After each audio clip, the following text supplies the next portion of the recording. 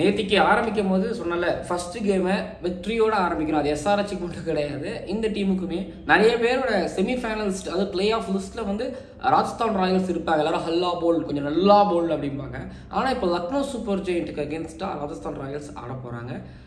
ஒருவேளை ஹல்லா போல் நல்லா போல் அப்படிங்கிற மாதிரி ஒன்று நடந்துருமா, இல்லை கேஎல் ராவோட கேப்டன்ஸில் வந்து லக்னோ ஜெயிச்சிருவாங்களா? ஸோ நிறைய விஷயம் பேச போகிறோம். ஐ திங்க் வந்து ஒன் ஆஃப் த இன்ட்ரெஸ்டிங் மேட்சாகவும் இருக்க போது. பவுலர்ஸ்கள் யார் ஜொலிக்க போகிறாங்க அண்ட் பேட்டர்ஸ்களை யார் தடுத்து நிறுத்த போகிறாங்க, பேட்டர்ஸ்களை ஒரு வேளை வந்து பவுலர்கள் சின்ன பின்னமாக ஆக்க போகிறாங்களா அப்படிங்கிற நிறைய விஷயத்தை வந்து பேச போகிறோம். மறக்காமல் சப்ஸ்கிரைப் பண்ணுங்கள், பக்கத்தில் பெல் ஐக்கானை கிளிக் பண்ணுங்கள். டெய்லி வந்து பார்த்தீங்க அப்படின்னா மேட்ச் முடிஞ்சதுக்கப்புறம் மேட்சோட ரிவ்யூ, அதுக்கப்புறம் வந்து பார்த்தீங்க அப்படின்னா மேட்சோட ப்ரிவ்யூ காலையில் டெய்லியும் வந்துடும், முந்தின நாள் நைட்டும் வரும். ஸோ பாருங்கள், நிறைய வீடியோஸ் காத்துக்கிட்டு இருக்கு. கிரிக்கான வீலோக்கும் வந்துக்கிட்டு இருக்கு. எவ்ரி சென்னை மேட்ச், அதாவது சென்னையில் நடக்கக்கூடிய மேட்ச் ஒவ்வொன்றுக்கும். ஸோ பாருங்கள்.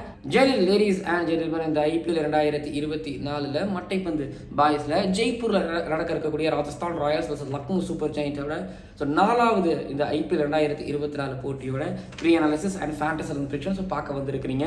ரொம்ப முக்கியமான மேட்ச் ரெண்டு டீமுக்குமே. இந்த மேட்ச் பொறுத்த வரைக்கும் ஃபர்ஸ்ட் ஆஃப் ஆல் ஜெய்ப்பூர் சின்ன டைமென்ஷன் இருக்கக்கூடிய ஒரு பிச்சு தான்ங்களா. என்ன ஸ்கொயர் வந்து கொஞ்சம் பெருசாக இருக்கும், ஸ்ட்ரைட்டு கொஞ்சம் லைட்டாக பெருசாக இருக்கும், பட் ஆனால் ரொம்ப பெருசு கிடையாது. மேக்ஸிமம் ஒரு பேட்டிங் பேரடைஸ் பிச்சாக தான் இது வரைக்கும் பார்க்க முடியுது.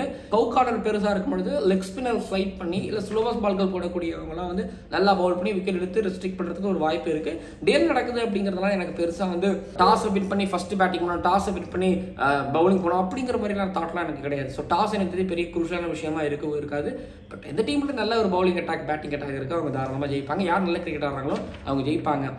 பிச்சை பொறுத்த வரைக்கும் இதுதான், டாஸ் பொறுத்த வரைக்கும் இதுதான். ஸோ ஐ திங்க் ஃப்ரெஷ்ஷாக தான் இருக்க போது. மேபி கொஞ்சம் நியூ பால் பவுலர்களுக்கு மேபி ஏதாவது கை கொடுக்குறதுக்கு வாய்ப்புகள் இருக்குது அப்படிங்கிற மாதிரி ஸோ எதிர்பார்க்குறேன். இதுதான் pitch report, weather report, toss report பொறுத்த வரைக்குமே. அடுத்த பிளேயிங் லெவன் எடுத்திங்கன்னா ரொம்ப நிறையாவுக்கு பேசியாச்சு இவங்களோட பிளேயிங் லெவன் பற்றி. ஸோ சைடில் பார்த்துக்கோங்க, இது ராஜஸ்தான் ராயல்ஸோட பிளேயிங் லெவன். 12th மேனாக வந்து பார்த்தீங்கன்னா அதாவது இம்பாக்ட் பிளேயராக ரியன் பராக் வச்சிருப்பாங்க. ஒருவேளை ரியன் பராக் பேட்டிங்க்கு அப்படின்னா பவுலிங்க்கு வந்து ஆடம் ஜாம்பா கிடையாது. அவங்க வந்து அவருக்கு பதிலாக தனுஷ் குட்டேன் மும்பைக்காக ரஞ்சியில் நல்லா பண்ணவரை வந்து பிக் பண்ணியிருக்கிறாங்க. நான் இது ஒரு சந்தோஷமான ஒரு செய்தியாக ஒரு பக்கம் பார்க்குறேன். பட் ஆனால் ரியன் பராக் வராரு அப்படின்னா பேட்டிங் பவுலிங் ரெண்டுத்துலேயும் அவரால் கான்ட்ரிபியூட் பண்ண முடியும். பட் ஜெய்ப்பூரில் எப்படி அவருக்கு எங்கே இடம், அதாவது பேட்டிங்க்கு சான்ஸ் கிடைக்குதுங்கிறத பொறுத்து இருந்து பார்க்கலாம். அடுத்து வந்து அதாவது லக்னோவை பொறுத்த வரைக்கும் எடுத்துக்கிட்டிங்க அப்படின்னா நம்மளும் இவங்களை பற்றி நம்ம ரொம்ப நிறையவே பேசியாச்சும். ஒரு மாதிரி போன வருஷமே அவங்க லெவல்ஸை செட் பண்ணிட்டாங்க. அதனால தான் அவங்களால கன்சிஸ்டண்ட்டாக அவங்களால பிளே ஆஃப்ஸுக்கு போக முடியுது. 12th அதாவது இம்பாக்ட் பிளேயராக ஷிவமாவி, அப்படி இல்லைன்னா வந்து அயோஷ் பதோனி, ரெண்டு பேர்த்தில் யாராவது ஒருத்தங்க பேட்டிங் பவுலிங்க்கு ஸோ மாறி வரதுக்கு வாய்ப்பு இருக்குது. இதுதான் ரெண்டு டீமோட பிளேயிங் லெவன் பொறுத்த வரைக்கும் பெருசாக நம்ம குழப்பிக்க வேணாம். அடுத்ததாக வந்து பார்த்தீங்க அப்படின்னா பேட்டில் நேருக்கு நேர் எடுத்துக்கிட்டிங்க அப்படின்னா இந்த மேட்ச் பொறுத்த வரைக்கும் பேட்டிங் பேரடைஸ்னு சொல்லியாச்சு.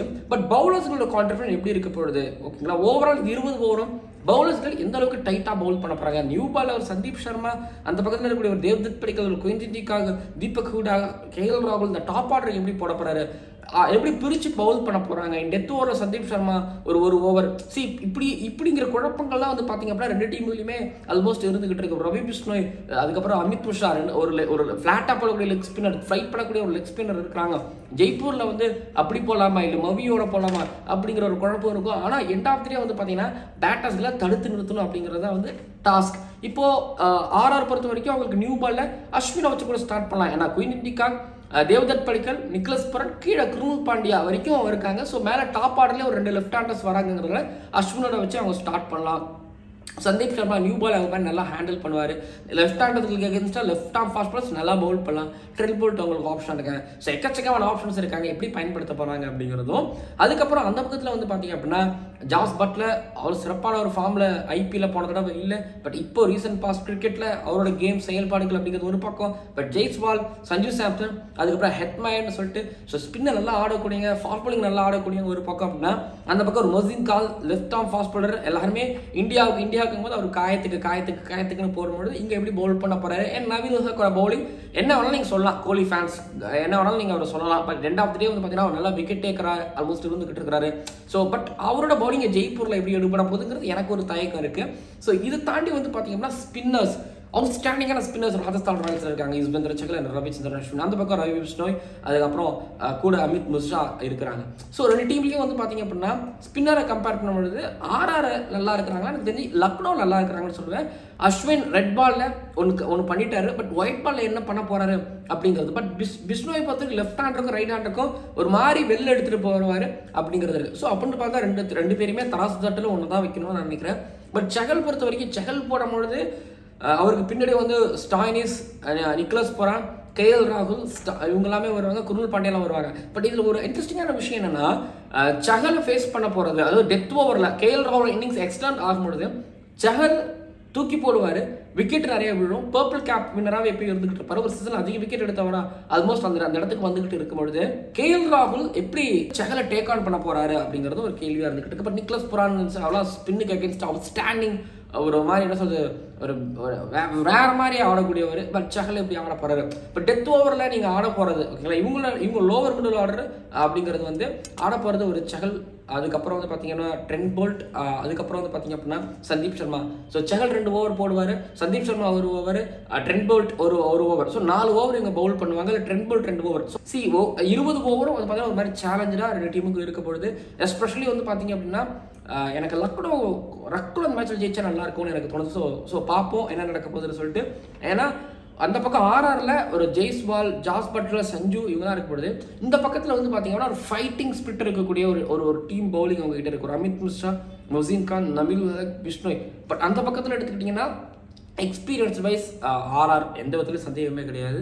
அண்ட் இது ஒரு பக்கம், பேட்டில் ஒரு பக்கம்னா இண்டிவிஜுவலாகவே சில பல பேருக்கு ஒரு மாதிரி என்ன சொல்றது ப்ரெஷர் இருக்குது. தீபக் ஹூடா டொமஸ்டிக்ல ஒரு மாதிரி 180 விஜயசாரல் அடிச்ச மாதிரி எனக்கு ஞாபகம் இருக்குது செமிஃபைனலில். அந்த ஒரு சரியான நாக்கு ஒரு பக்கம் அகேன்ஸ்ட் கர்நாடகா.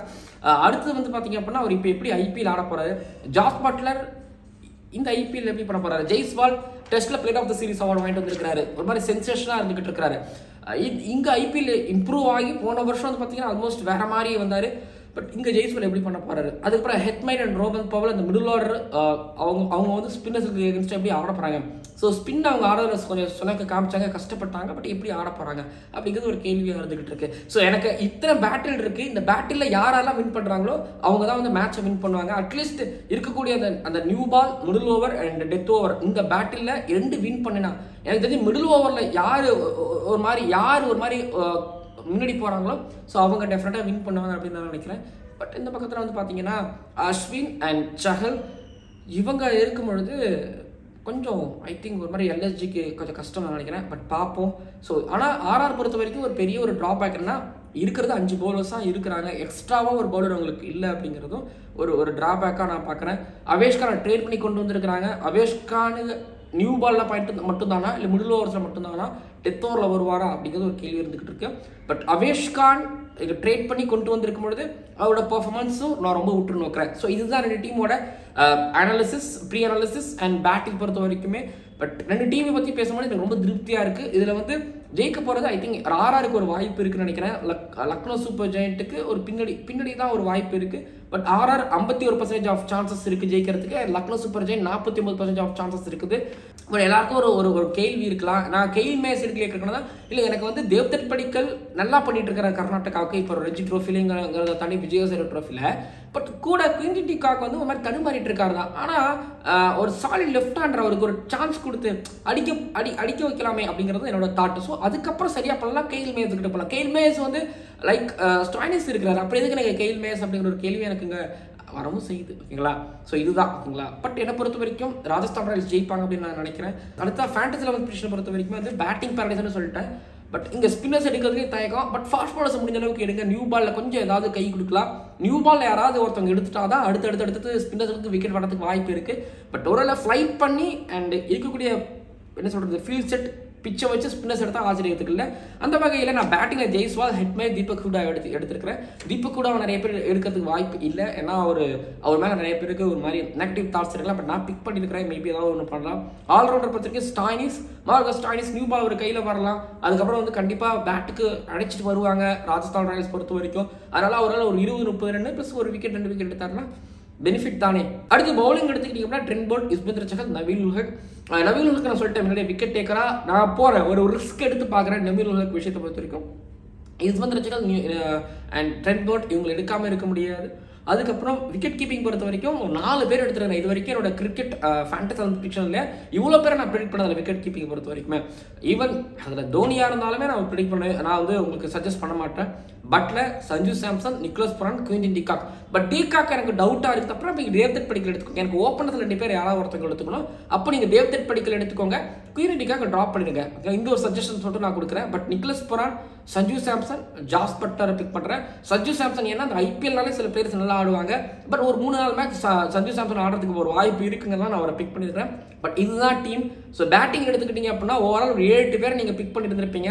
ஆல்ரவுண்டர் ஸ்டாயினஸ் சேர்த்து வந்து பார்த்தீங்கன்னா ஒரு 9 பேட்டர்ஸ்லாம் பிக் பண்ணியிருப்பீங்க. ஒரு 11 பேரில் 3 பியூர் பவுலர்ஸ் மட்டும் தான். ப்ளஸ் ஆல்ரவுண்டரில் நீங்கள் ஒருத்தரை பிக் பண்ணியிருக்கீங்க 4 பவுலர்ஸ் தான். பட் நிறைய பேர் இதில் ஷார்ட் கட்டாக பயன்படுத்துவாங்க. ஏன்னா இங்கே எனக்கு ஒரு 5 விக்கெட் விழுந்து, இங்கே ஒரு 5 விக்கெட் விழுந்தது அப்படின்னா நான் ஒரு பக்கம் மேலே போயிடுவேங்கிறதுனால பவுலர்ஸ்களை கொஞ்சம் அதிகப்படுத்தியிருப்பாங்க. ஸோ 50-50, அதாவது 9 பேட்டர்ஸ் அப்படின்னு இல்லாமல் லைக் விக்கெட் கீப்பர் பேட்டர்லாம் இது இல்லாமல் கொஞ்சம் வந்து பார்த்தீங்கன்னா பவுலர்ஸ்கள் கொஞ்சம் அதிகமாக எடுக்கிறதுக்கு வாய்ப்பு இருக்குது. பட் இங்கே யாரை நீங்கள் அஸ்வினை நீங்கள் ஆல்ரவுண்டராக பிக் பண்ணீங்க அப்படின்னா நீங்கள் மேலே ஒருத்தவங்க மேலே கை வைக்க வேண்டியதாக இருக்கும்னு நான் நினைக்கிறேன். பட் பார்த்துக்கோங்க, பார்த்து விளையாடுங்க.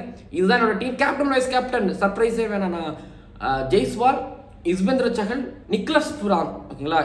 இந்த 3 பேர்த்துல நான் வந்து 2 பேர், இந்த 3 பேர்த்துல 2 பேரை கேப்டன் வைஸ் கேப்டனாக பிக் பண்ணிக்கோங்க. கேஎல் ராகுல் ஓப்பனராக ஆனாருன்னா அவர் தான் பிக் பண்ணுவேன். ஏதாவது கேப்டனாவோ இல்லை என் டீம்லேயே பிக் பண்ணிப்பேன். நான் கேஎல் ராகுலை பிக் பண்ணல. காரணம் என்னன்னா நிறைய பேரை எடுக்க முடியாது.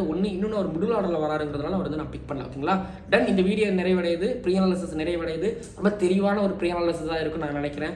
பட் இவ்வளோ தான் மேட்ச்க்கு முன்னாடி பேச முடியும். மேட்ச்சுக்கு அப்புறம் நம்ம நிறைய பேசுவோம். மறக்காமல் சப்ஸ்கிரைப் பண்ணுங்கள், பக்கத்தில் பெல் ஐக்கனை கிளிக் பண்ணுங்கள். கேஎல் ராகுலை பற்றி ரொம்ப அதிகமாக பேசலை, பட் அனாலிசிஸில் நிறைய பேசணும்னு நினைக்கிறேன். அவர்கிட்ட எதிர்பார்க்குற ஒரு இன்னிங்ஸ் இன்ஜுரிக்கு அப்புறமா வராரு. பார்க்கலாம். மறக்காமல் சப்ஸ்கிரைப் பண்ணுங்கள்.